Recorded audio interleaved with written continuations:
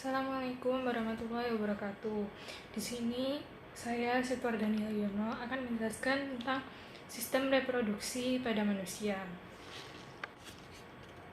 Sistem reproduksi merupakan salah satu ciri dari makhluk hidup.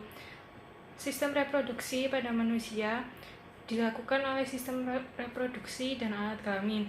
Dan pada manusia reproduksi dilakukan secara seksual melalui perkawinan. Yang pertama di sini saya akan menjelaskan tentang alat reproduksi pria. Yang pertama, alat kelamin luar. Alat kelamin luar berupa penis yang berfungsi sebagai alat kopulasi.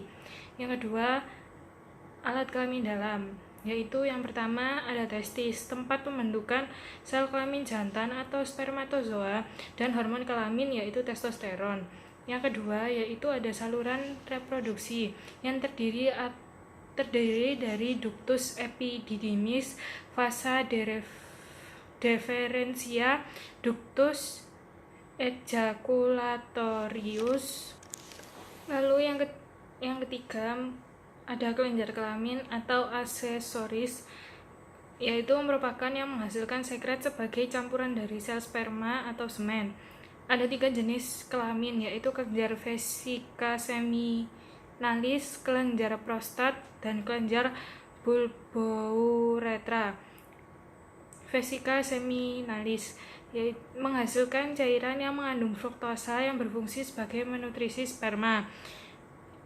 Prostat menghasilkan cairan alkalis. Lalu bulbouretra menghasilkan cairan kental yang disekresi sebelum semen. Sekarang saya akan menjelaskan tentang alat reproduksi wanita.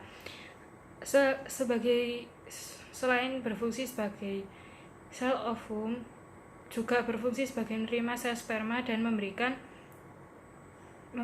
tempat berkembang biak bagi embrio yang tumbuh setelah fertilisasi. Alat kelamin wanita terdiri dari 2, yaitu alat kelamin luar dan alat kelamin dalam. Untuk alat kelamin luar terdiri dari labia mayor atau bibir vagina yang tebal berlapiskan lemak. Kedua ada mons veneris, pertemuan antara kedua bibir vagina dengan bagian atas yang tampak membukit.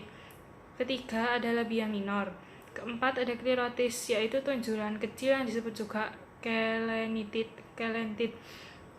Kelima ada orificium uretrea, yaitu muara saluran kencing yang tempatnya di bawah klirotis.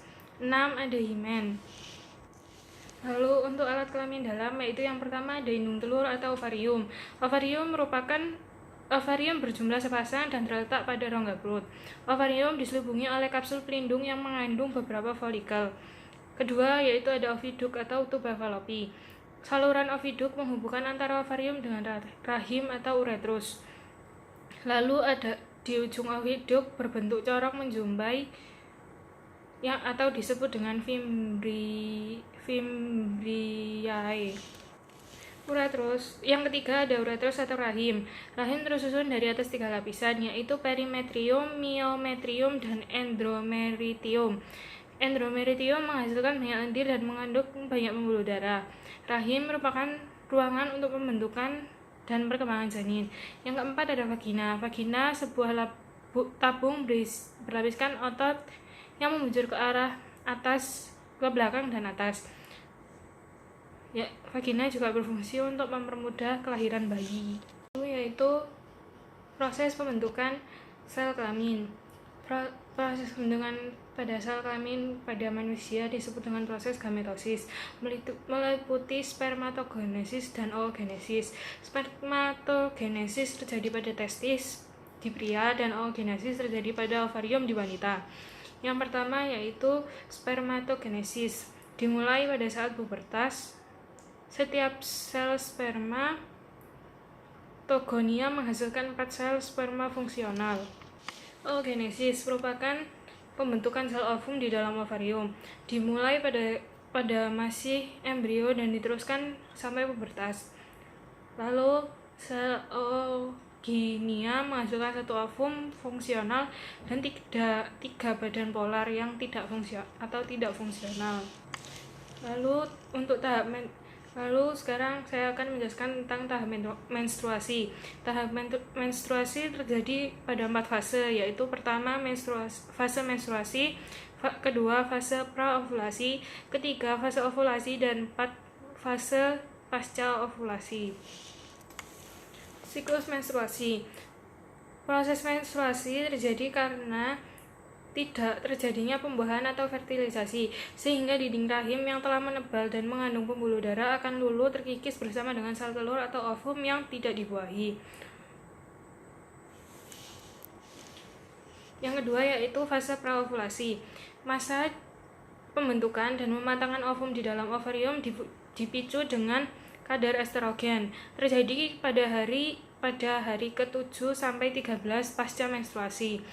Ketiga yaitu fase ovulasi atau masa subur pada seorang wanita. Biasanya terjadi pada hari ke-14 dari hari pertama menstruasi. Suatu di mana sel telur yang sudah siap matang dibuahi untuk dibuahi, kemudian kemungkinan besar pada fase ini akan terjadi kehamilan. Yang keempat yaitu fase pasca ovulasi. Folikel matang yang telah melepas dari sel telur akan berkerut menjadi korpus luteum. Korpus luteum mengeluarkan hormon progesteron. Jika tidak terjadi pembuahan, korpus luteum akan berubah menjadi korpus abikan yang hawanya sedikit mengeluarkan hormon, sehingga kadar progesteron dan estrogen menjadi rendah. Keadaan ini menyebabkan menstruasi.